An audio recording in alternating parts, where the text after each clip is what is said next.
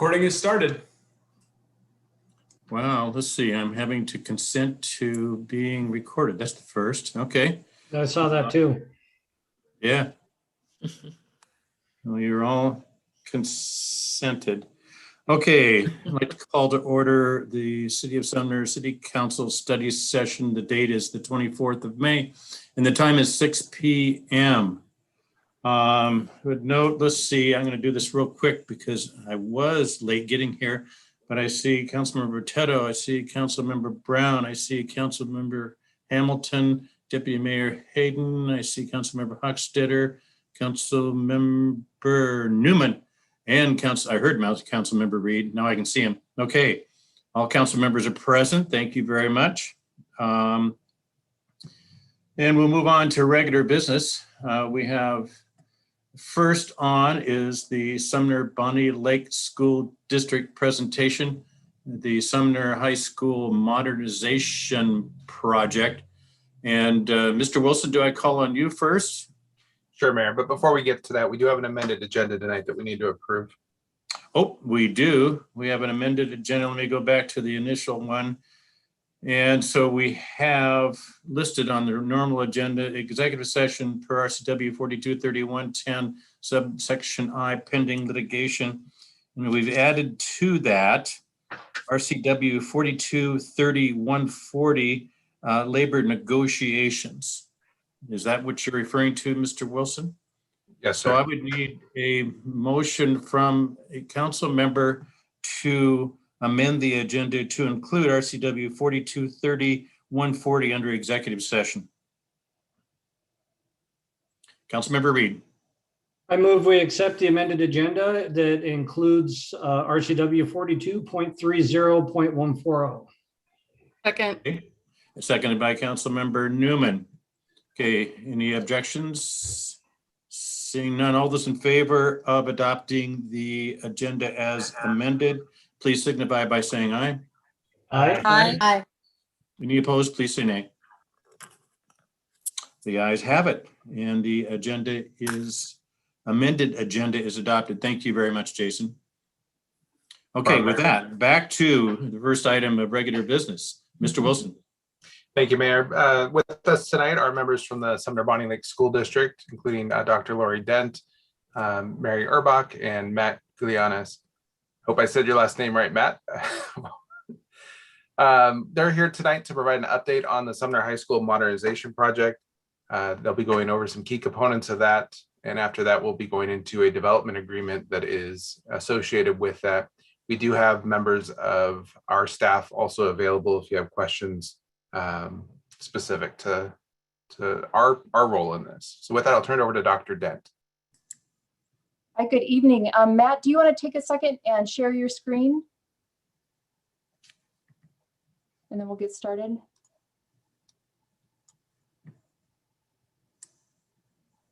Okay. It's always nice to be here. So thank you for having us. Mayor Pugh, Deputy Mayor Hayden, and members of the council. It's always an honor to be with you tonight. It's very much like being with good friends. So thank you for our partnership and our relationship. We greatly appreciate the partnership between the city and the school district, and can't thank you enough for the tremendous support we've received from Jason Wilson, the city attorney, and your hardworking staff. The effort they've shown helping us work through this process is nothing short of remarkable. And two people that would share that sentiment with me would be my teammates who are here with me tonight, Matt Galanians and Mary Urbach. Many of you will remember that Matt courageously joined this team back in 2018. He is our project manager for Sumner High School and is from Hayline Construction.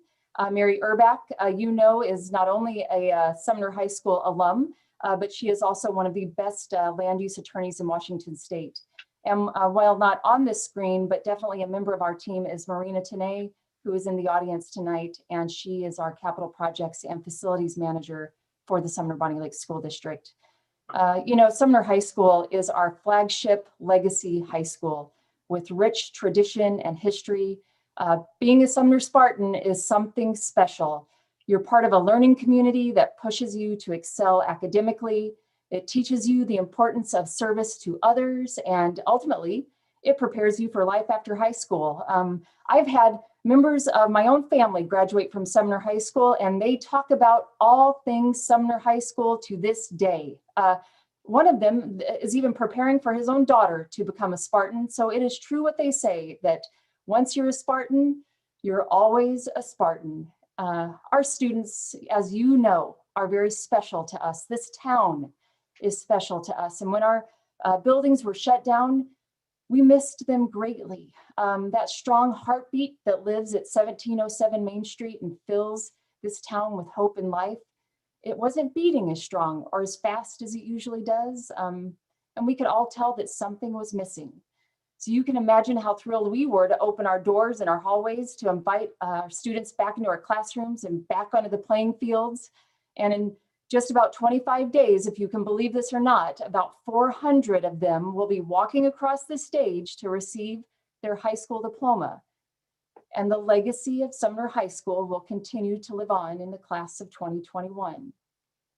Well, a legacy high school needs a building that maintains that historic tradition, and it's built with the future in mind.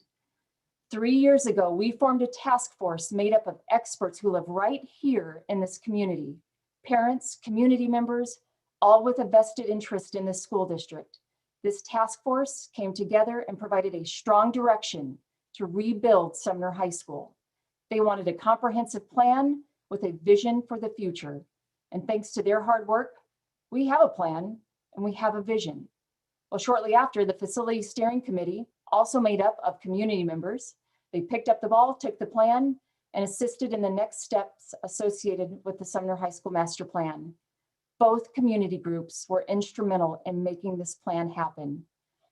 Well, in September 2020, our school board reaffirmed their commitment to this project and the master plan by directing us, well, really me, to continue the steps necessary to accomplish phase 2 with the capital bond funding to be considered in the future. And when the time's right, we'll make that happen. You know, when I look at the renderings of the new comprehensive campus, I see a plan that allows students to continue engaging in the legacy education we're known for, with the future for innovation. And even with the future in mind, we were careful to retain open spaces that everyone finds beneficial and even adds a touch of beauty and tranquility. So from the beginning, we've stayed true to continuing the legacy of Sumner High School that has been the heartbeat of this city since 1901, and will remain true to that legacy throughout this project.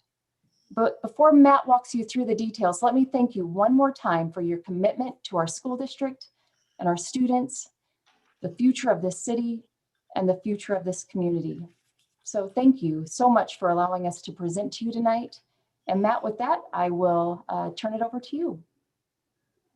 Thank you, Lori. Mr. Mayor, members of council, thank you for the opportunity to present this project to you tonight.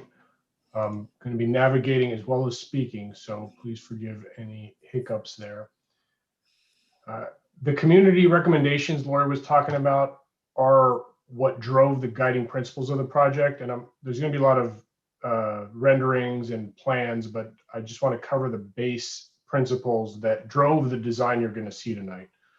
One of the things that came out of those community groups was a desire to see open space retained, a desire to see, to be inviting to the community and feel like a part of the community that everyone's welcome to come to, whether that's tennis courts or fields or the PAC or any part of the school. They just wanted to feel that connection that they had because a lot of them were alumni. They also wanted the site layout sort of organized with an academic side and athletic side. Right now, it's kind of split up, hodgepodge over many decades of development, and you'll see the plan is a little more comprehensive. They wanted the facilities to really be future focused in terms of learning, so that it was flexible for whatever the future holds, career focused education, not trying to lock the school down to a prior education methodology, really allow it to change with the times. And organize and adequate parking. Right now, everyone knows parking is a problem in Sumner, especially during events or when school lets out or whatever. So we really tried to solve those issues with this plan. I'm going to orient you to the site plan. This is Main Street here, Wood Avenues to the west, Valley to the east, and here's Sunset Stadium, obviously. Right now, the existing school is sort of where this main parking lot is. And the phase one, which is part of the 2016 bond funds, is this gold building here, which is located pretty much in the JV softball field. And to the west of that is another academic building, and to the east of that would be the full replacement administration and athletics building, with again the main parking lot and the multi-use fields located where the north lot is, as well as the current baseball field. As you can see, there's a lot of landscaping. You see the trees surrounding the perimeter. We wanted to give that sort of campus feel, the cohesive campus feel with generous landscaping. This plan does change the bus traffic to take them off of Main to relieve some of that traffic, and goes to Mason. The drop off is over here on Mason, and then the buses continue up the alley to Washington to exit. There's 4 main entrances to the school. With the phase one, the buses will drop off here, and that will stay the bus drop off for students through the master plan. Over here to the east is where students walk in from their cars. Here is the main public entrance and student drop off entrance to the south, and then the staff entrance to the west. So very organized. There's a large corridor that runs east-west and north-south through the building, which gives improved sight lines for ease of management for the staff. That was one thing the staff and the community groups all really cared about, was broad corridors that made it easy to get from class to class, easy for staff to manage the flow of students, and safer for everybody. One thing this master plan does is there's no portables. You'll see that in the north lot, there's portables currently, and those are all going away. Even in phase one, as part of phase one, all the portables go out of the north lot and parking is restored. This is about an 85,000 square foot building. Phase two west is a little bit more. There's a 3-story element here in phase one in the south. Phase two is more 3-story, and then the east building is 1 and 2 stories with a 30,000 square foot 8-lane pool. And I'll get more into those details as we go along. Here you can see the view from Main Street, kind of a slightly aerial elevated view. This is that phase one building with that beautiful library in the corner. Phase two west, phase two east. See all the trees and the open spaces, again, reflecting what the community really wanted. Here's a close-up of the phase one building. You can see the large windows. Again, they used windows, the architecture, and the architects here at BLRB, they did a fantastic job of designing this building. They use the windows to really invite you in, to give that sense of light, to lighten up the building as well, and just make it feel a bit airy, but at the same time, obviously a serious educational facility. The color themes are simple but modern. They kind of work with the shapes of the building. That also ties you into the Sumner downtown core and sort of the more modern stuff happening on East Main. So it's a nice bridge between those two elements. And a little pops of color for the gold and purple. So that's kind of mandatory. So we worked it in very subtly into the design, which I think actually adds like some interest and keeps it a high school campus, which was kind of important as well. So the phase one does implement the 2016 bond goals that we're looking forward to delivering. There's going to be a commons, which is much needed. Anybody who's been to Sumner High School at lunch knows it's like they need more room for the commons. And with that, a kitchen and cafeteria, a new library. There's about 18 general education classrooms and science classrooms combined, and then the support services and service yard that come along with that.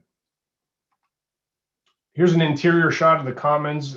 You can see, it's concrete floor. We didn't go crazy with the finishes, but we did put a nice acoustic ceiling in. It uses standard grids, so the costs are manageable, but it keeps the sound down in a large area, allows the students to eat comfortably, and again, gives everybody lots of space, which would be a much needed change from their current dining. And then you've got the food lines with the menu boards and to make the flow in and out of the lunch lines easier.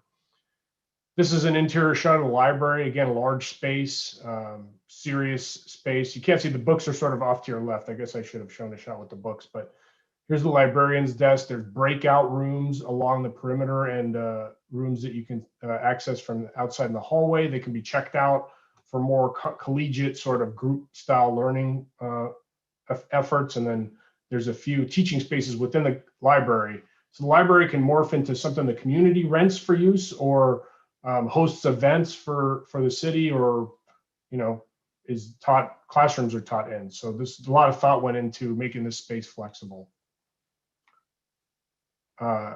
This is an example of the thought that went into the phase 1 building. The marketing program is trying to have a very sophisticated retail training and retail education experience. So we incorporated that with the student store. So you can see the student store is reminiscent of a modern cafe or Starbucks or whatever.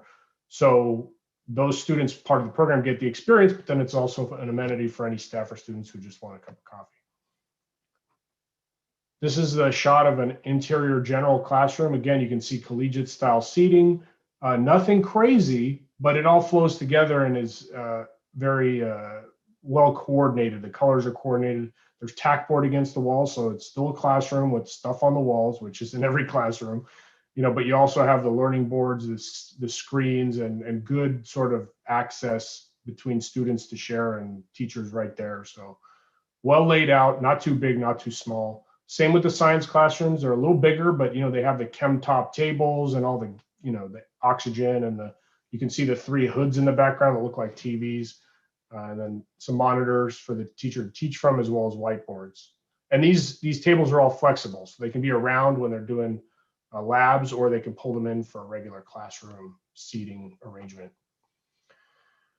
So that's really the phase 1 interior and phase 1 program. With phase 2, the community, we thought it was so important that we didn't tear anything out when we do phase 2. Like, we build phase 1 and then we just tie into it with phase 2, which is smart from a cost perspective, and we planned according to that. So phase 2 is all the remaining classrooms that need to be built, the developmental learning classrooms, the Tiny Sparks daycare, which also functions as an educational program.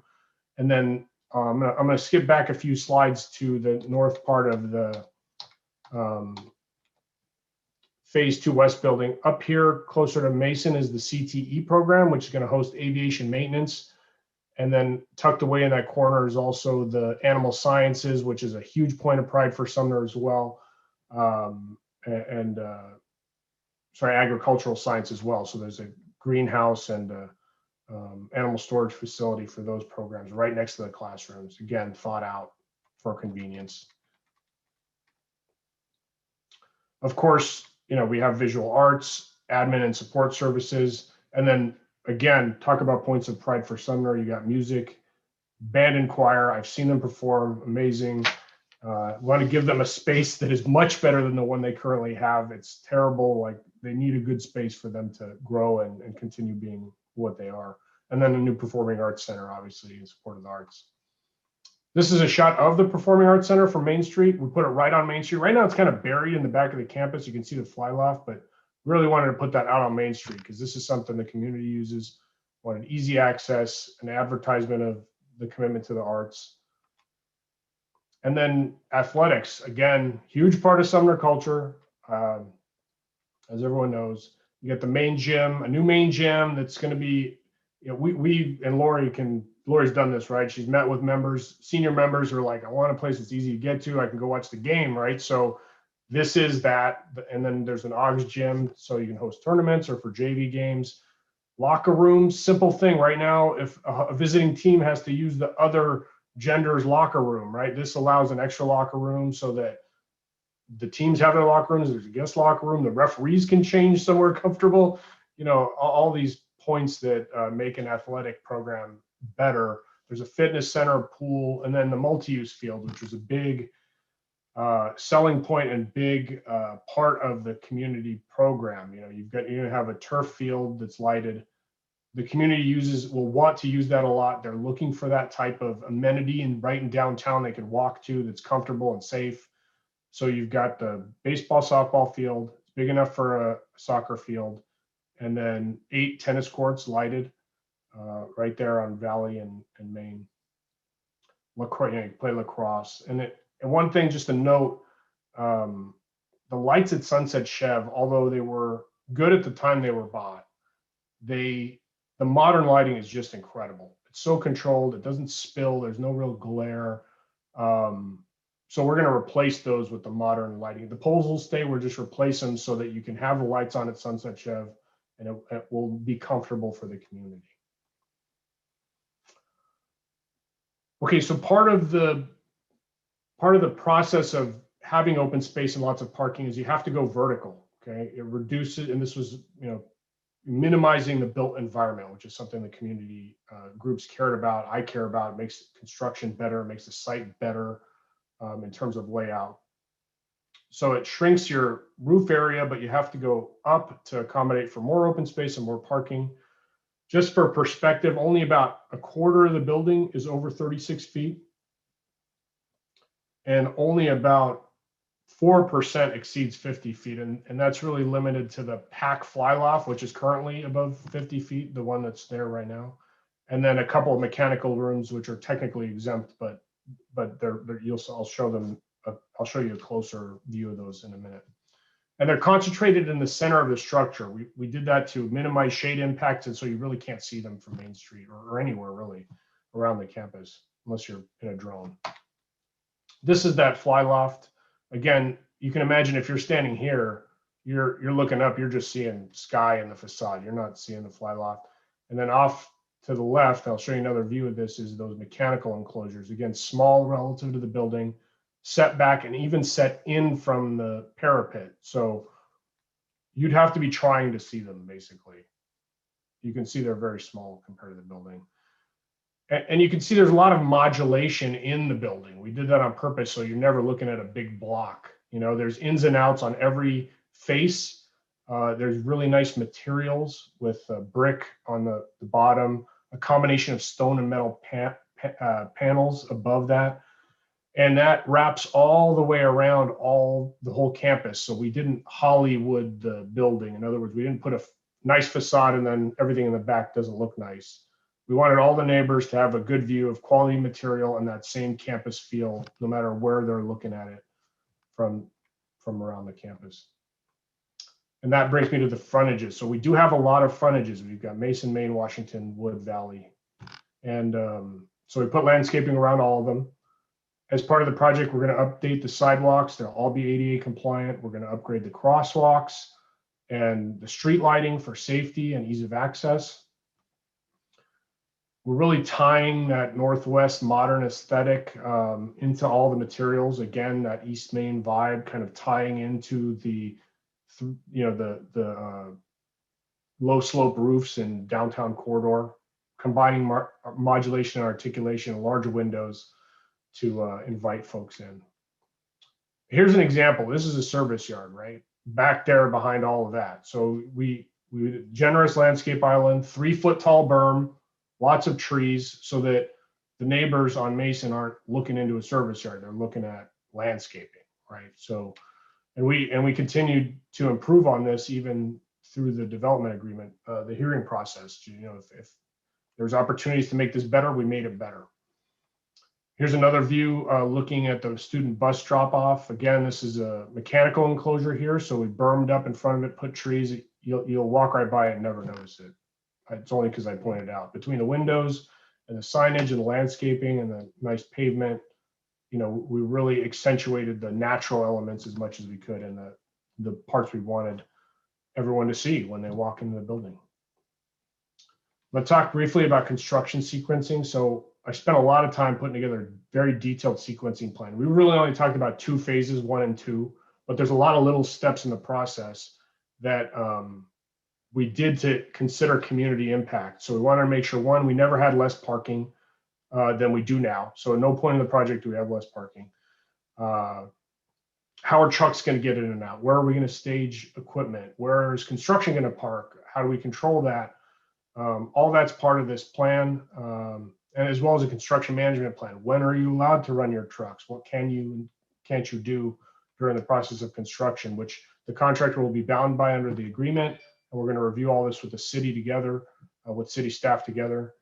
And we've had great communication with the staff, so I think that will go well. I'm anticipating questions about schedule. So phase 1, summer of this year, we're gonna get started hopefully obviously with pending approval of the development agreement and the CUP. We'll go to bid here, and then once we get the permit, we'll start take advantage of the good weather. And it's about a 20-month build time. It used to be you could do a high school in 18, but these days, last few years, it seems like it's just 20 is the natural time frame. And same with each of the phase 2 major elements, the west building and the east building, about 20 months. Obviously, the start of those depends on when the bond passes for that element. So I know I've been speaking fast. I'm conscious of your time. So, but I wanted to show you, we wanted to present basically a careful, conscious, and deliberate process. We evaluated every element of this for the impacts to the community, both positive impacts, how can we make Sumner better, as well as negative impacts, how do we minimize those? I hope that came through in the plan. Everybody's excited about this project on our side. We need it. Everyone wants me to get started. They keep asking me. I said, look, there's things that need to get done before we can break down. Yeah, thank you, Lori. This project really really represents that commitment to legacy. Lori kept talking about legacy. There were so many alumni on the community processes, both the task force and the steering committee. But folks just really care in Sumner. I mean, and I care, actually. I've become part of this family being here. So we want to deliver this project. We want to see it. The students want it. Cassie wants it. Everybody wants it. So we're very excited. And if you have any questions, I should say we are here to answer them. I got Mary. Mary can answer any questions about the development agreement, and I can answer any questions about the construction. So I'll leave this slide up. This is a view from Mason Street with Mount Rainier in the background. And open it up for questions. Hey, Matt, thank you. Thank you very much. There's one word that comes to mind, given the history and the whole thing, and that's the I know it's an easy word, but pivot. You guys have certainly done that in this whole project and come up with, I think it's just an incredible design, that you can accomplish over time. Nice work. Members of the council, questions or comments for Matt or staff? Councilmember Reed. Thank you, Mr. Mayor. I just want to thank you guys. I mean, some of these changes look amazing. And I'm excited for what that brings for Sumner. I did have kind of a technical question, and it may not even be relevant, but is it going to be steel construction or cross-laminated timber? You caught me a little, actually, it's mostly steel stud. Okay. I think there's some timber in the truss of certain areas, but yeah, we're going mostly steel. I'm thankful for that, given lumber prices. That's where I was going, because I know that's about a triple of the project cost Right. if it was going with a CLT. So no, Right. I thank you. It's great information. Thank you, Councilmember Reed. Okay, other council members, questions or comments? Councilmember Hochstetter, go ahead, Cindy. Thank you. I just appreciate how responsive the district has been to the community. Lots of people have been involved, and I think that, and they came out pleased when they were involved. So thank you. And it looks like an absolutely breathtaking project. Thank you.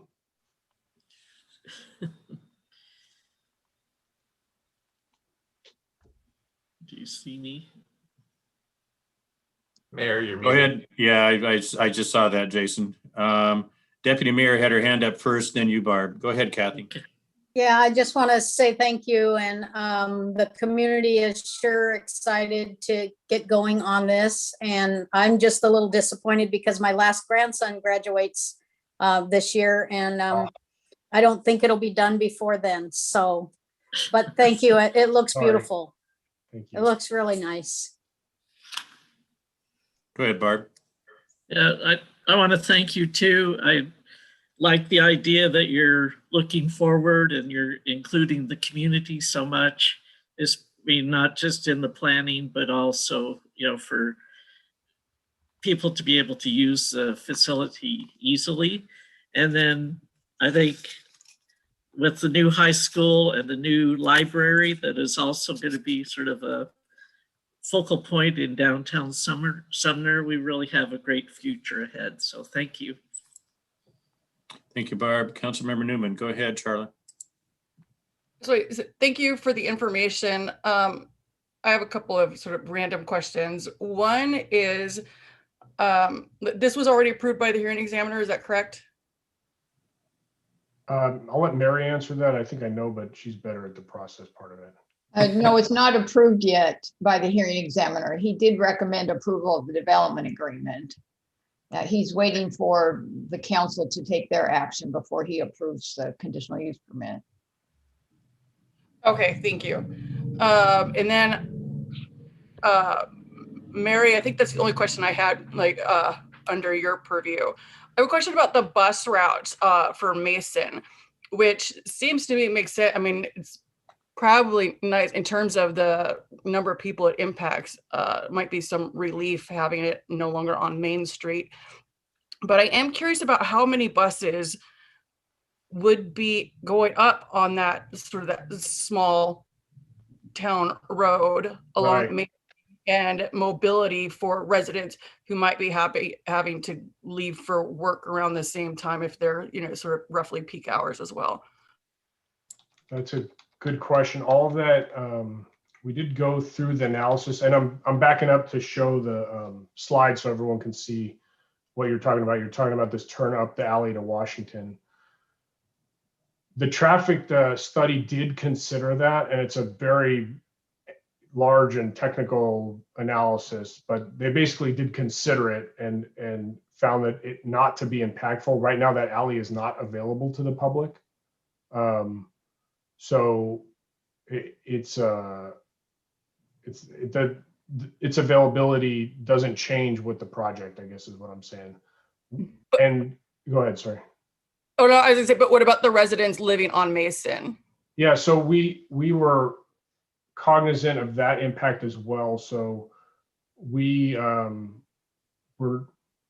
the district has a policy and will be very strictly enforced here, which is basically you can't idle while you're sitting there. Noise is really the biggest nuisance, right, to a neighbor, noise and light. So we have very thorough studies of noise and light, and we changed the project a lot to make considerations for noise and light. And with buses, the engines are the worst, right? Because so yes, when they pull up and take off, you'll hear them. This alley, we put a fence in and a 6 foot tall wood fence, as well as a lot of trees for landscaping and buffer and breakup. So visually and sound wise, it reduces that impact as well as they pull through the alley. Those are the measures we took. Basically, we thought a lot about it, and that's what we did to minimize it. Was put up sound screening, change our policy, and just try to get them in and out as fast as possible. And they're conditions of approval as well. They're in the mitigated determination of non-significance. And so they're actually imposed as conditions Right. on the project. Thank you, Mary. I was waiting for that answer. Yeah, thank you. And I have one last, I think, landscaping question, and then I'm done. And that is same thing on that Mason side. I can see some of the landscaping, and as far as I can tell, it doesn't look like fencing, which I'd be happy, but I just want to make sure I'm correct on that, like to help sort of give it an open space. Right. Or am I wrong about whether No, you're dead on. We actually were originally going to put a wall around the service yard, and because that's sort of current thinking, or for secure, but it just felt so non-community oriented. So we said, you know what, forget it. There's nothing, let's open it up, landscape it, so it still feels like a residential street, and that carries through east to west. The only place we put a fence was on this alley for sound. And that's really sort of the non-entrance side of those apartment buildings. So there's no visual impact there really. And I'm sorry, I had one more. I was wrong about that. What's the width of the sidewalk on Mason side? Well, okay, so we're widening it significantly. It's like 10 feet or something like that. Okay. So that there's comfortable pedestrian traffic as students are dropping off from the buses, and they can get in and get out, So So Okay, great. Thank you. Thanks, Charlotte. Go ahead, Kurt. Right. Yeah, it looks really nice. How will buses get to Mason? it depends, Councilmember Brown, it depends on what direction the pickup routes are. And I can work with transportation to get the breakup, but usually it's going to be coming from Maine, either east or west up Wood and making a right onto Mason. And then some will be coming from the north down down Wood and making a left onto Mason. All right. I know that Mr. Thompson is leaving. What about his portable? Okay, so as part of phase one, all of the classroom portables that are in the north lot are going to go away. There is an exception for his portable there. The athletic director, who I wish I could reject his retirement, but I can't. But he, because he's just the best. But it's so convenient for him to be there at the stadium, and the city's recognized that and allowed this portable to remain there as part of the project. Yeah, that makes sense. And I know how many parking areas there will be. How many parking stalls do you have right now? So right now we have around 435. We were down to 400, but I don't know if you've seen the Meeker Avenue parking lot we built over there by the Eli Hill. So that brought it up to around 435. I don't have the exact number off the top of my head. At the end of phase one, so this is in the appreciable future, we'll be up around 595 stalls. So quite a large increase. And then in phase two, it's 688. Right. So, like we were at 400 a few months ago, and we'll be at 688 when all is said and done. But even after phase one, it's almost a 200 spot pickup. And that's because we're getting the portables moved off, and then we can restore that north lot, which has quite a few spaces in it. All right. Very nice. Thanks. Thank you, sir. Thanks, Kurt. Josh, go ahead. Well, it looks amazing. My kids are in 6th and 8th grade, so I know they'll be looking forward to some sort of newer high school. But how much of it is actually funded already from the 2016 bond? And I heard you said it has to go out to bid. So are we waiting for another bond to pass before we move forward further? Or It's a great question, and I didn't cover it well, so I appreciate you asking. The phase one building is covered in the 2016 capital bond. So that's basically from Mason. Oh, sorry, didn't mean to do that. I clicked when I should have scrolled. From Mason down to Maine, all of this landscaping, the service yard, and then it includes sort of a safe walk path between the buildings to the west lot, and some of the lighting improvements around the campus and some of the crosswalk improvements. Those are all as part of the 2016 capital bond fund, and that is what's going to bid here very shortly. So obviously, with price escalation, we're all watching it very closely, but it should be funded by that bond. Everything in purple, which is basically the gradual modernization or replacement of the entire campus, would be in a new bond. thank you. Go ahead, Barb. I think I'm unmuted. This might be more for the city staff, but how will the intersection at Wood and Main tie into what's going on at the high school? Is that all part of the planning, that it complements what's going to be done? Mr. Wilson. I'll do my best to answer, and if I don't get it right, we can upgrade Mr. Dahlem. But they are two separate projects, but the design of Wood and Main does take into consideration the upcoming changes that are being made with the high school. Oh, okay. That's good to hear. Thanks. And I might add that was due to past action by the council, to include that capital project such that it'd be in place, for not only the high school, but other stuff happening. So anyway, you can give your all, Okay. you can pat your own backs on that one. Okay. Okay. Any other questions or comments council has? Any other tough ones they want to throw them in Matt's direction? Wow. You answered them all, Matt. You did it. I was you did a expecting great- much worse. That was fair. Let me have it. You did it. You did a great job, and you did a great job through the process, again, of coming up with the design elements and tying it all together. And it was evident by your presentation tonight. So congratulations. Excellent, excellent, excellent job. Thank you very much. Okay, well, that gets us through sort of a summary of the modernization project. Now we're on to the development agreement between the city and the school district. And who do I turn that one over to? Mr. Wilson?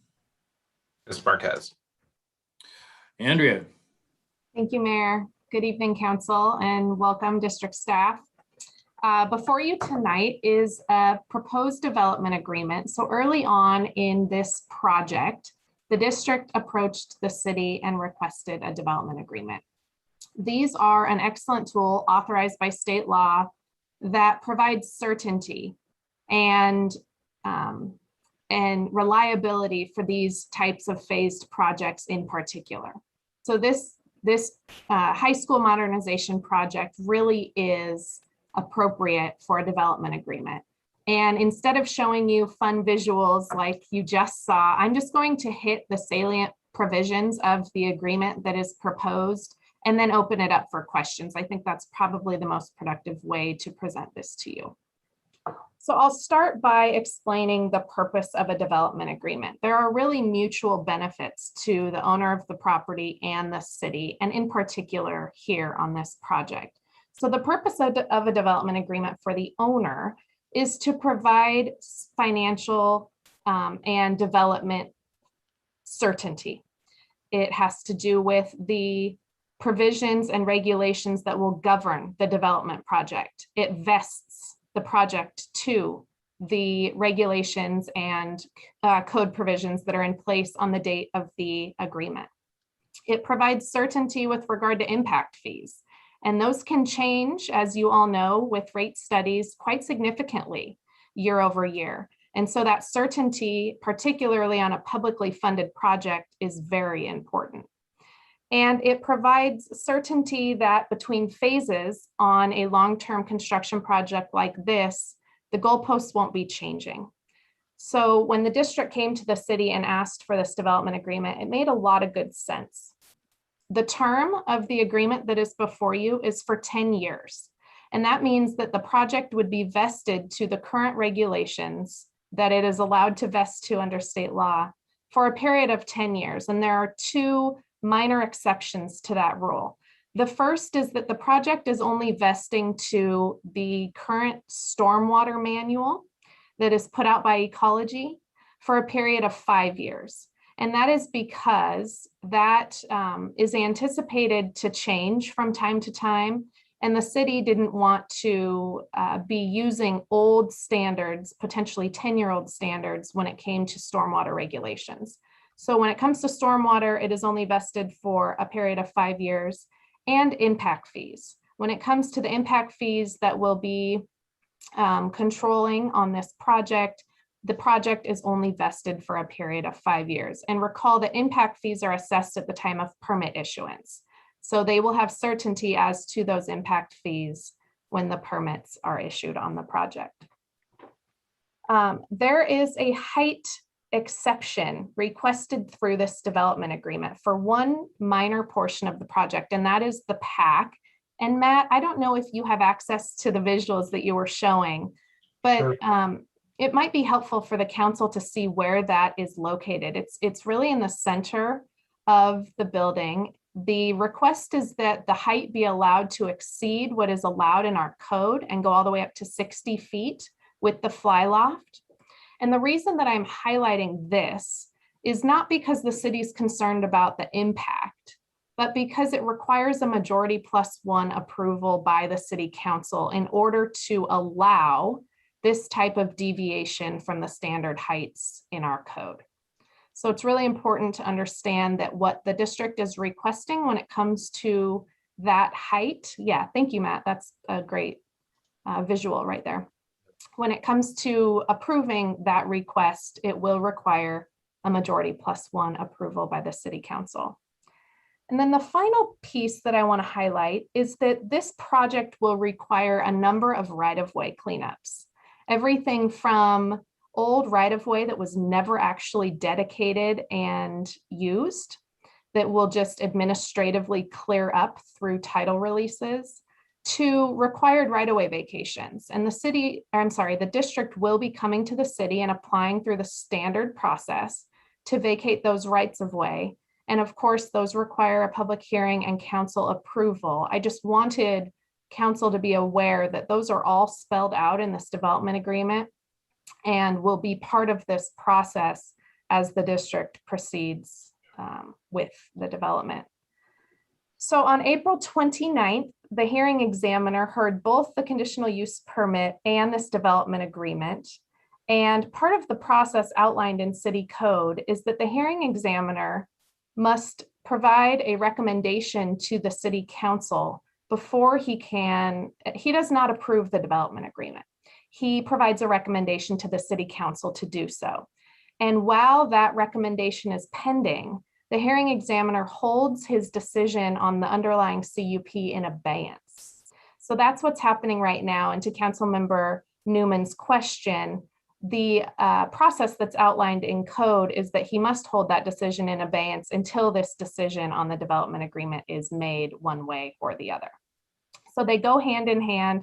Our process contemplates both being processed simultaneously. The next step in the process is that on June 7th, we will have a public hearing on this development agreement.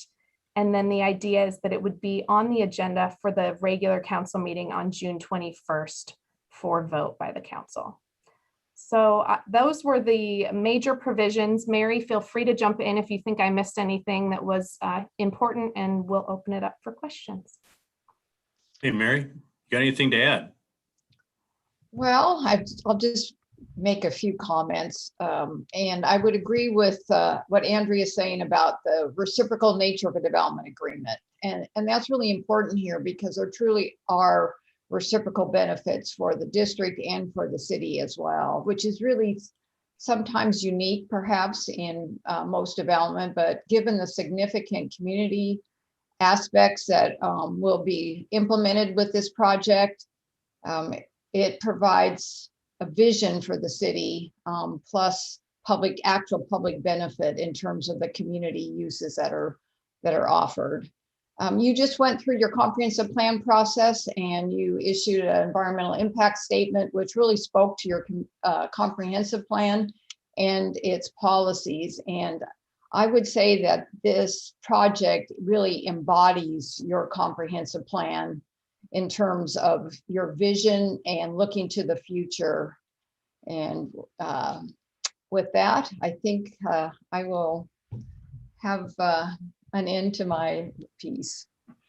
Thank you, Mary, and thanks for mentioning the comprehensive plan and all the work that was done there to make sure that everything was consistent as you move forward with the project. Questions, comments from the council? We'll start with Councilmember Reed. Go ahead, Patrick.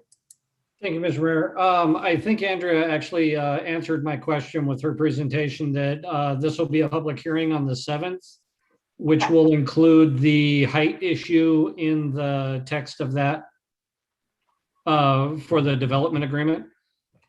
So the development agreement draft that is in the packet for tonight and that will also be circulated for the hearing does include that provision. And Okay. so the public hearing will be for members of the community to speak to any provision or the agreement as a whole.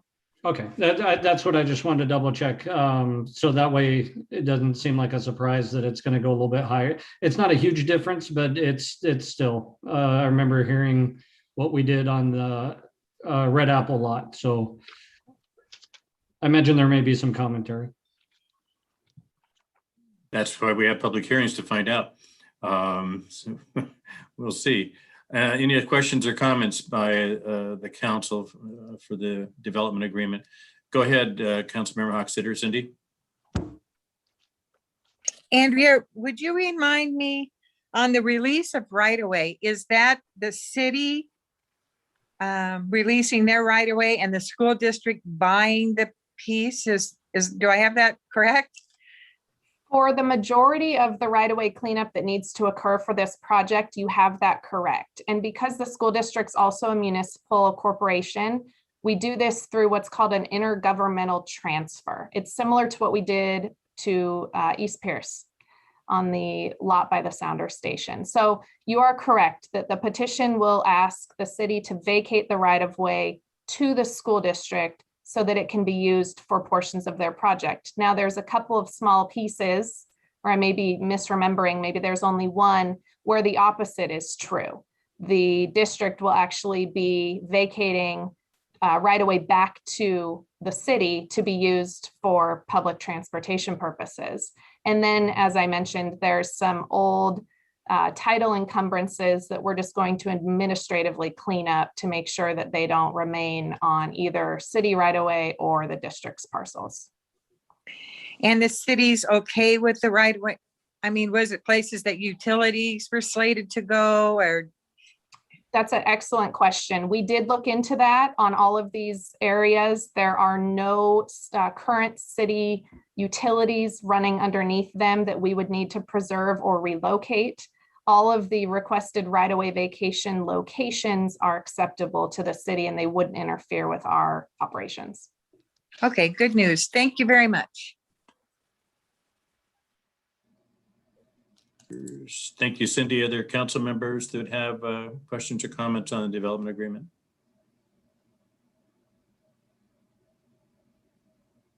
And there was silence. Okay. So that would mean to me is that council's raised any questions or concerns that they have right now. And the next time you will see this issue before you will be in 2 weeks at a public hearing at the first regular meeting that we have in June. And then 2 weeks later on the 21st, then you will take up a vote on the development agreement. As a reminder, for our city attorney, is it requires a supermajority to be able to pass that. Is that correct? The provision about the height exception requires a supermajority. Right. If it passes by a simple majority, all the provisions except that one would be approved. Good. Okay. So everybody clear on how we're moving forward? Okay, I think they are. It's good. Anyway, nice job again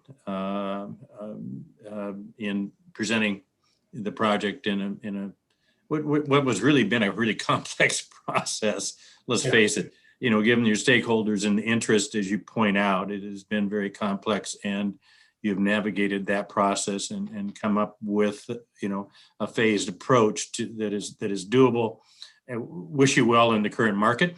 In terms of construction market, you know, that's everybody faces that, you know, but it sounds like you have things under control, and I know pending this approvals and stuff, the city looks forward to project moving ahead. I know it's been a long journey. Anyway, so thank you very much, Matt. Thank you, Mary, and thank you, Lori, you know, very much. You're welcome to stick around. We started questioning. No, never mind what we'd question if you stuck around for the next item, but you're welcome to. It's our legislative update. And but again, thank you very much. And take care and have a good evening. Thank you. Okay, with that, we will move on to the legislative update. And we have our communications director and legislative person extraordinaire, Carmen Palmer here, that is going to cover the legislative session, which I don't know, I look at it as a good news report. I think there were a lot of good things that came out of the session that was really, really beneficial for Sumner. But I'll shut up. And we have with us also, which Carmen will introduce, is our lobbyist, Bill Clark, who did, I'll just say it right up front, did an incredible job behind the scenes of working all these various issues. And without his help, I don't think we would have been nearly as successful. So with that, I'll shut up and I'll turn it over to Carmen. Go ahead. All right, thank you, Mayor Pugh. You've seen me for many years in front of you before a legislative session talking about our legislative agenda, which is really the city's wish list. What we have never done a good job before is come back to you at the end of the session and tell you how it turned out. And there's no better year probably to start than this year, to give you a little bit of a heads up. The bulk of this I'm going to have Bill go through, and then I'll kind of add a little cleanup at the end. And with that, I will share my screen and we can get going.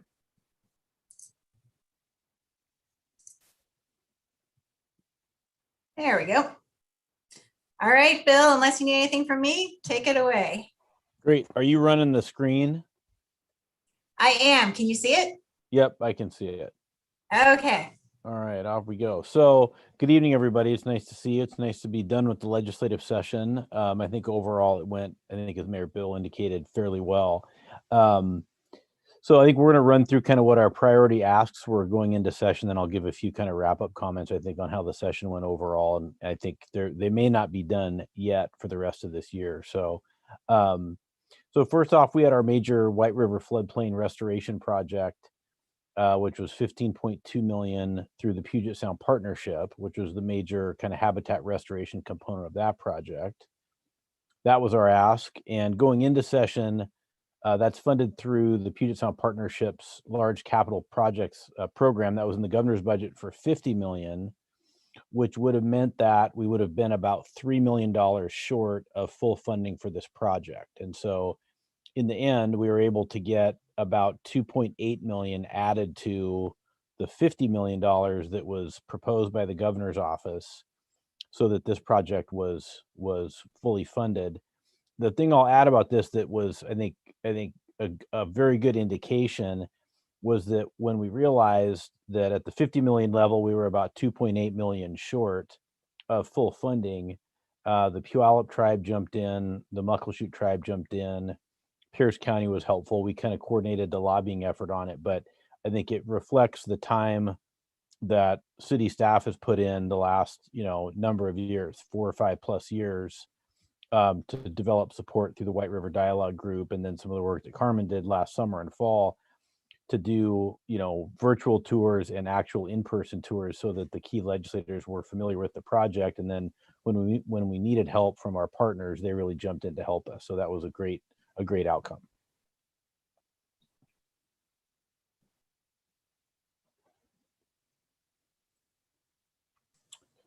The Foster Task Force. Just as a refresher, the Foster Task Force is the legislative task force that is looking at different ways that water rights, additional water rights for municipal water purveyors can be approved by ecology with different types of mitigation. And the Foster Task Force was passed into law in 2018. It included 5 pilot projects around the state to feature some of the more creative and innovative water rights mitigation application proposals. And the Foster Task Force includes the Sumner application and the mitigation project as one of those 5 pilot projects. This task force expired, which kind of raised the question of, is there any legislative oversight to continue this kind of expedited permitting that the City of Sumner's project for water rights can receive, and then also how water rights permitting is integrated with the broader White River floodplain project. And we were able to get the continuation of this Foster task force and Sumner's status as a pilot project included in the capital budget, so it's still alive for the next 2 years. And then this group will be meeting probably a couple times over the summer and fall with the idea that we'd get a permit decision from Department of Ecology on the water rights component before the end of the biennium, which is through 2023. Yeah, and before you continue on that one, Bill, a little bit of history on this one is that initially the responsiveness of the tribes to the whole issue of the water rights and stuff was no way, as I recall. And when going back to your comments about relationships and partnerships, and working through with the dialogue group, it really brought them around, I think, to where including that and how we were providing for mitigation was probably an example of how to move forward, of all the pilot projects, if I recall. Yep, I agree with that. Okay. So next up, and this is in the capital budget, the re-interview play shed. Within the capital budget, there are a number of different programs that go through the Recreation and Conservation Office that fund parks and outdoor recreation. One of them is the Youth Athletic Facilities Program. We are seeking more than 350,000, but for various reasons within that program area, the agency, the Recreation and Conservation Office, recommended that we apply for 350,000 through the Youth Athletic Facilities Program, which ranked high enough to be funded. In addition, we needed about an additional 244,000 for full funding of that project. So that process goes through what's called the local community projects part of the capital budget, where there's a specific request form that's submitted by your legislators. And so Rep. Robertson, Rep. Stokesbury, and Senator Fortunato put in the request to their respective capital budget leaders for an additional 244,000 for the re-interview play shed. So in the end, we got the full funding that we needed, kind of totaling up those two separate parts.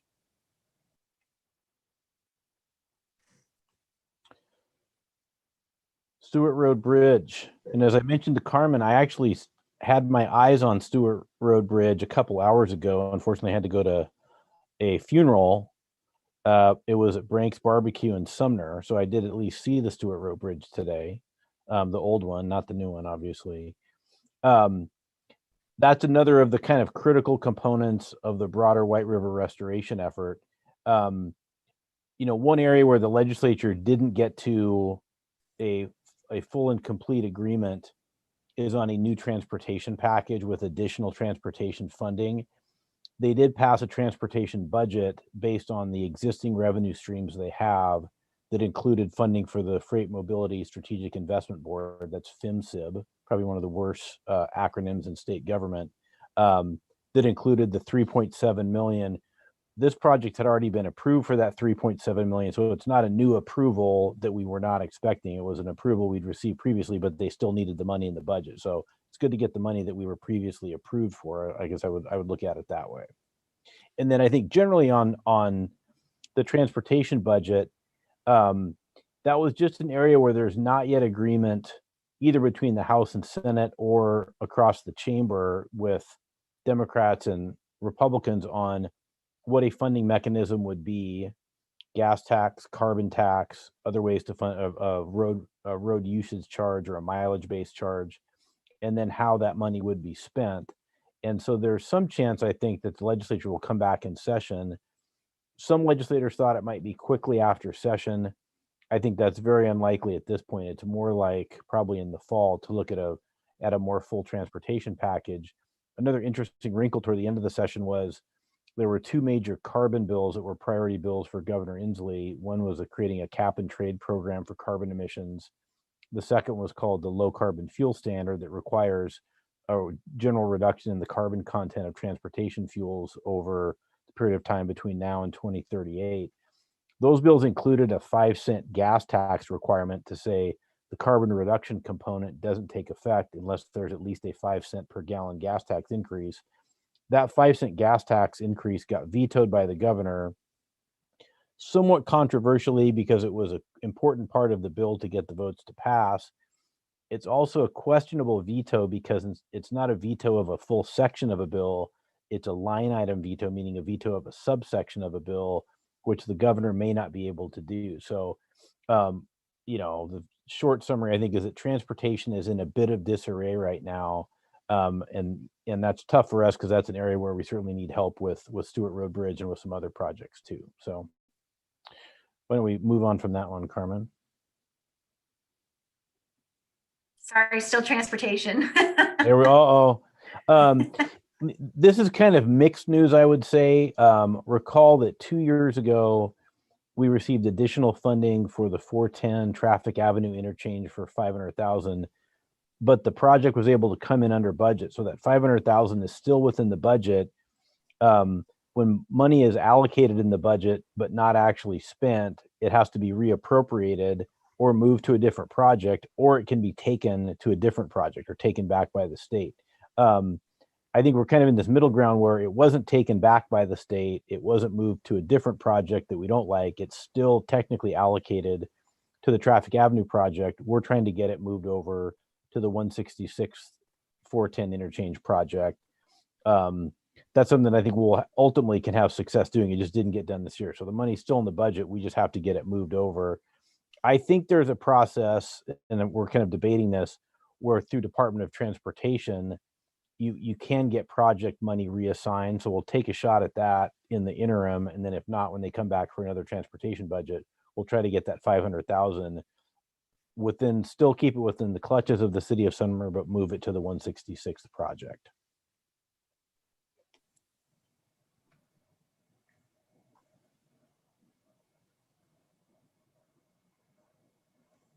So Bill, these were more the broader topics, but this one had a very specific ask. So I was hoping you would speak to that one. Yeah, sure. And so, it was an interesting year from a budget perspective, I think both for the state and for local governments, just based on, the huge decline in revenue that hit starting, March of 2020. And then in some areas, the economy came roaring back, in other areas it didn't. And then you had this influx of federal money that came in at the very end of the session. One of the key kind of requests from the local government community was fiscal flexibility. There was a bill that passed that created additional flexibility in revenue streams like REIT and other things that have like limited uses. And then also kind of shared revenues and prior commitments that the legislature had made, especially to local governments on local revenue issues. When the state changed to a destination-based sales tax system, that was a loss to areas like Sumner and Kent that are warehouse and manufacturing areas, because rather than the sales tax being based on where the goods come from, sales tax was paid to the areas where the goods were shipped to. And so the streamlined sales tax bill passed last year. It got vetoed by the governor because of the concern right at the outset of the pandemic that revenues could crash. So none of the streamlined sales tax funding came through to Sumner and Fife and the other similarly situated cities. This year, there is a new bill with a slightly relabeled name, the Manufacturing and Warehousing Job Centers Program. There's a new account in the state operating budget that'll provide mitigation, meaning payments to those cities for reductions in sales tax because of the destination-based sales tax system. And that'll provide funding from now, the 2021 year, through 2026. And if you see your colleagues from the city of Kent, you should thank the city of Kent. They kind of organized this and really led the way. Kent has a significant amount of revenues, you can imagine, through this program based on the size of their warehousing district. And so they kind of helped us organize. Representative Pat Sullivan, who is the majority leader in the House and used to be a city council member in his district, was kind of the leader in the legislative side. And then, of course, our own Mayor Pugh, who was a frequent flyer on Zoom testimony that he got pretty adept at, bombing into committee hearings on short notice to give testimony. So overall, this worked out really well for Sumner, really well for all of the cities that are impacted by this sales tax change. Okay. The other items, and then I'll let Bill kind of do a just general wrap up, were these were the topical things. So these were not direct asks. These were the things on side two, I guess, if you're used to the old records, if you're used, the other side of our legislative agenda, which were topics we wanted to watch and perhaps weigh in on, but there was no specific ask from the city of Sumner. So, the planning side of things, collaborate with the cities to fulfill GMA. There continues to be that push from the state to do city planning for cities that worries us a little bit. There were no specific bills this session that concern us, but that trend does seem to be continuing. So we will keep an eye on that. We did ask for the state to think about utility needs along with housing assistance. We've talked to you before about the utility squeeze with the unpaid accounts growing over the pandemic. They did a lot with housing assistance, but none of them did end up including utilities. And then finally, we talked about, police reform. This one had so many bills that actually, as you're already an hour in, please don't flee. This will be coming back to you at a study session in June to talk about more, because there are so many. I believe Chief said the WASPIC recap of this was about 4 hours. So we will find a way to condense that and bring that to you, but we did not want to shove that in tonight because that is its own thing. So those were the 3 topical areas. Again, these will continue. Some of what you're seeing with the recap of one session is, as Bill already mentioned, is laying the groundwork for the next legislative agenda. So Bill, with that, I'll send it back to you for any kind of closing comments. Yeah, sure. And one thing on the police reform topic, today's Seattle Times has a really good article that covers the different police reform bills that passed. Some of them that apply directly to cities or counties. Some apply to the state's training and the training academy and state certification. So if you want a good kind of short summary to get your arms around what actually happened before your study session, check out the Seattle Times today. Yeah, a few wrap-up things. The things that are clearly left over, I think, include the transportation package and additional funding for transportation. There was a version of a new transportation funding package that was a 9.8-cent gas tax increase with a new list of projects. It's kind of like they're not going to fund new projects without new money. So in the 9.8-cent gas tax increase, the 410-166th interchange was at least on that project list for that funding package. So it's at least on the legislature's radar screen of a project that at some point needs to be funded. It's just a question of when they're going to get additional transportation funding and then how much. The utility support issue, I think, is, like Carmen said, continues to need help. And that is that utility arrearages continue to increase for a lot of local governments and for water districts and for PUD. So there's ongoing work at Department of Commerce and with the governor's office on how to deal with those utility accounts and finding ways to provide direct assistance to pay off those arrearage amounts. So those are probably the 2 things. And then again, I think there's continued dissatisfaction on kind of what happened with some of the housing supply issues. There was probably the leading bill this year was House Bill 1220, which focused on housing needs for emergency shelters and homelessness. But on some of the basic kind of fundamental GMA housing issues, there wasn't anything too major that passed. So I would expect that that's going to have more action next year, because if you look at the timeline of the Growth Management Act comp plan updates, those really started in earnest in 2024 and 2025 and going forward. So next session is probably the last year you could have any GMA changes that would take effect in time to be included in the next comp plan update. Carl Schrader at the cities at AWC does a great job on those issues and works, super collaboratively with all the cities and with other stakeholders. But he's also pretty clear that cities are not going to take on additional work that they're not funded to do. So it's finding that balance between what the cities are capable of doing and what the legislature can actually fund them to do. So I think I'll leave it at that. I'm happy to answer questions about the, legislative session, how it went. It was certainly a strange session, being a virtual session. It's a process that thrives on human interaction, and it had very little. And so it really was a more kind of majority dominated session, which is probably how it had to go to get done on time. So, but we made it through with some of our major objectives, and live to fight for the next ones for the next session. So overall, I think it was a pretty good session. Bill, just a quick question. I know you mentioned that 166 was on the radar for future funding in the transportation package, and which is good. But I thought also that 162 was also on that in terms of 162 and 410. Yeah, well, that was on there too. Yeah, both were on there. Right. Okay. Questions, comments by the City Council for Carmen or Bill? Councilmember Reed, go ahead. Thank you, Mr. Mayor. Hey, Bill, I don't know that this may just be part of the discussions that were floating around, but there was a lot of concern at one point that the West Seattle Bridge was going to end up tying up a lot of the transportation budget, or at least a chunk of the money that normally would have gone out to other areas. Is that still at risk, or is that something that they've already started addressing? Yeah, that is a concern, right? Because the issues with the West Seattle Bridge were kind of late breaking. I mean, like to go back 2 or 3 years ago, the US 2 trestle in Everett, everybody knows that's an issue, right? Columbia River crossing between Washington and Oregon, everybody knew about that. The West Seattle Bridge is like the new one, and it's a big ticket item.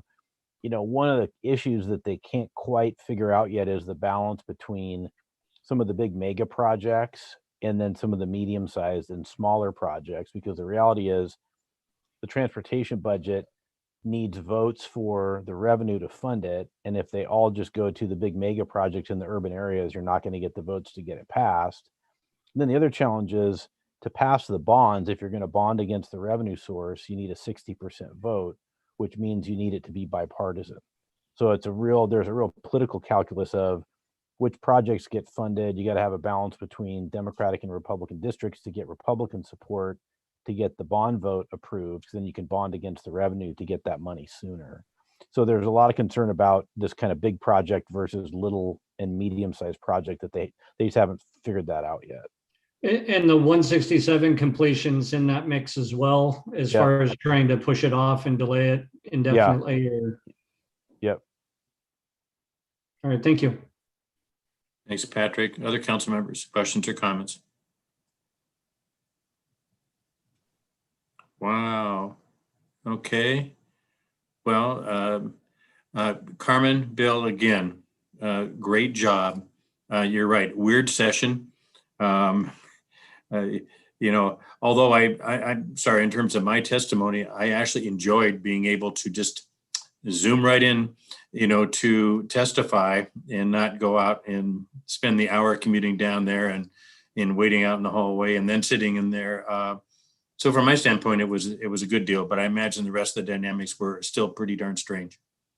Yeah, strange. And special thanks to Carmen, you know, to get the information back from her quickly and get it into legislators. They're always, you know, getting deluged with information and requests for forms and this. And so just being able to get stuff filled out from Carmen and in quickly and in a way that people can understand it was a huge part of the success this year. So thumbs up, Carmen. I have to throw it back to you. We never had the presence we did until we had you helping us out. So thank you. Back at you. Yeah, and you can see the proofs in the pudding. You start looking at the dollars and stuff that we got, and granted, it was due to, you know, the revenues at the state level and stuff, but still, that was a really significant accomplishment. You add up the total amount. Nice work, and hopefully we'll have another session, you know, on to deal with transportation issues, and we can get through that, you know, this fall. Okay, anything else? Okay, thank you very much, Bill.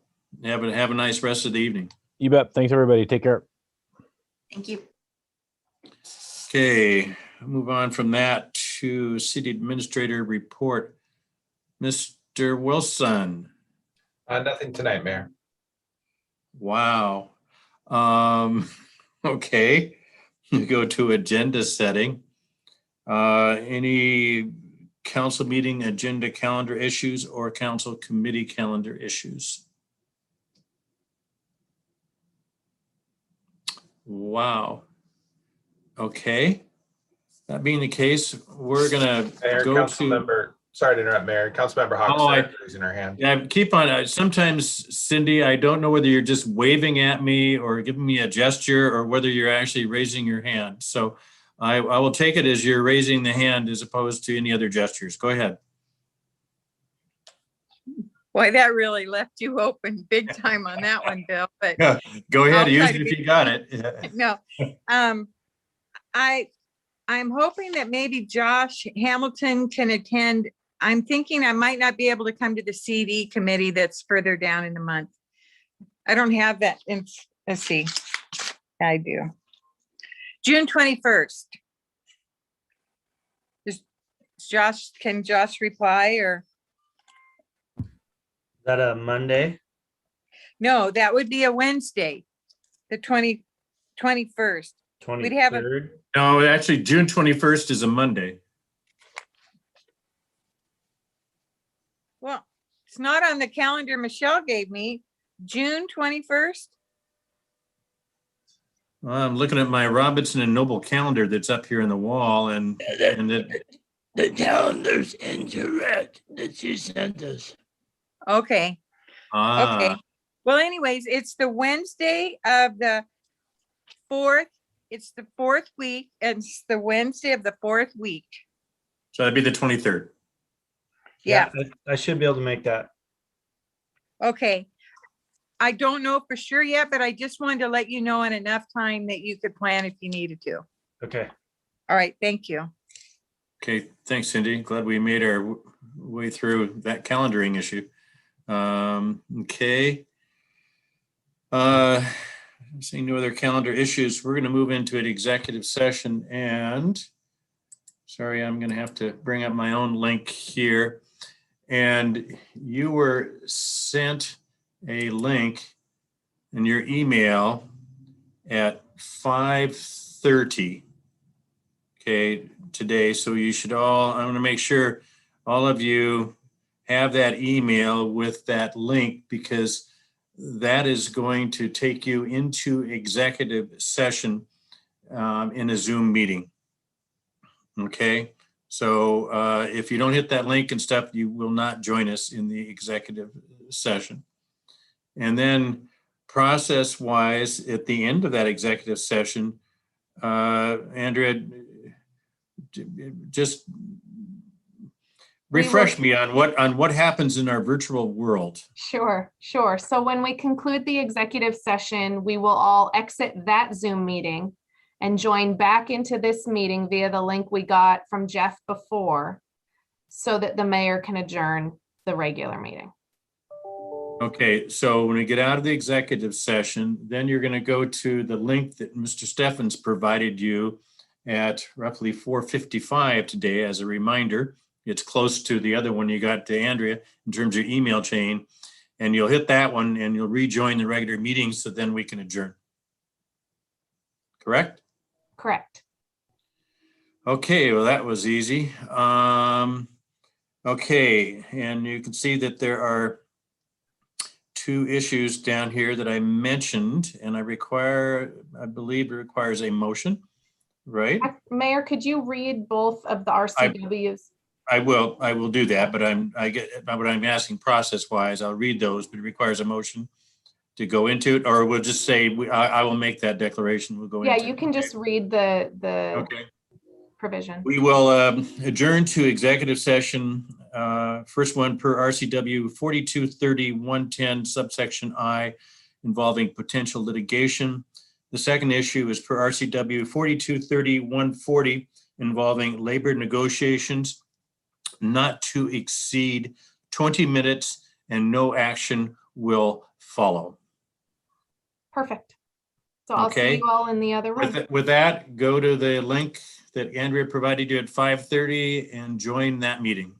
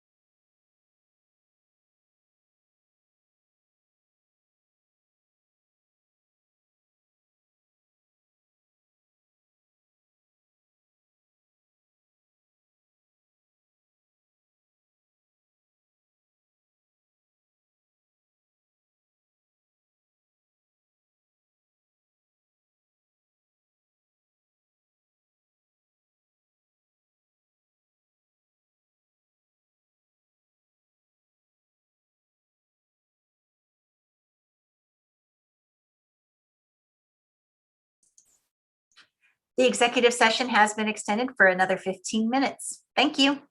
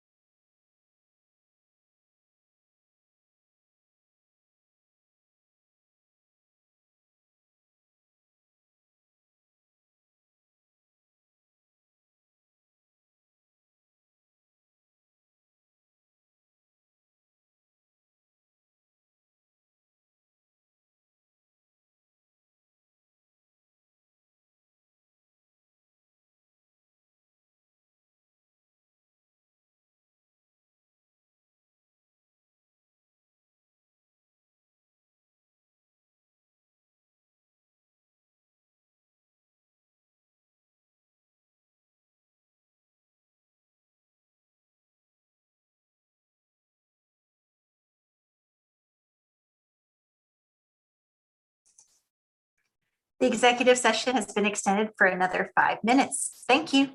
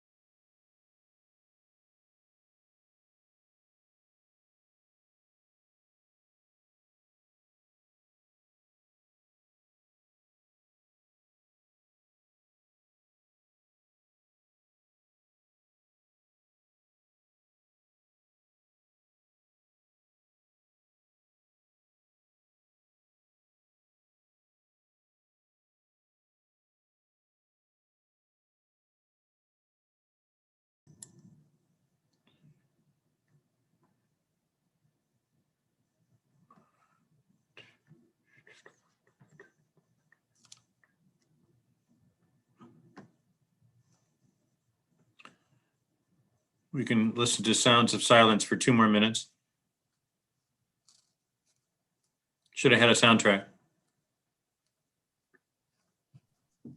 Sorry, these pesky rules about executive sessions are really strict. So we just have to sit here and stare at each other until we can adjourn. Mayor, you can sing for us. I could, but then I don't want to upset your future dinner plans and stuff, you know, you want to do that. We could also stop our video feed so we don't have to stare at one another, you know, and do that, but that'd be kind of weird too. And we're already at It doesn't have the little clapping buttons or thumbs up buttons to play with, so. Well, I think that's the upgraded version. Let's see, 8:02.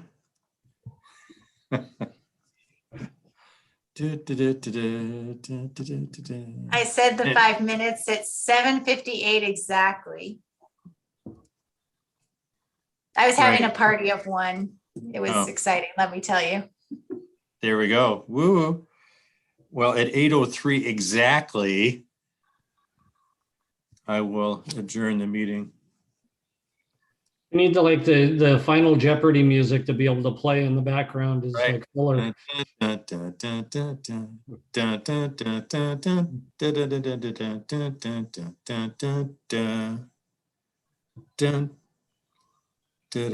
Wish I had a countdown clock. Dun, dun, dun. Nope, didn't work. I think this is still recording though. I should have shared that. Like remind Oh me. yeah, no, I know it's still recording. 8:03. Okay, thank you for all your work tonight. Everybody have a safe and pleasant evening. And seeing there's no more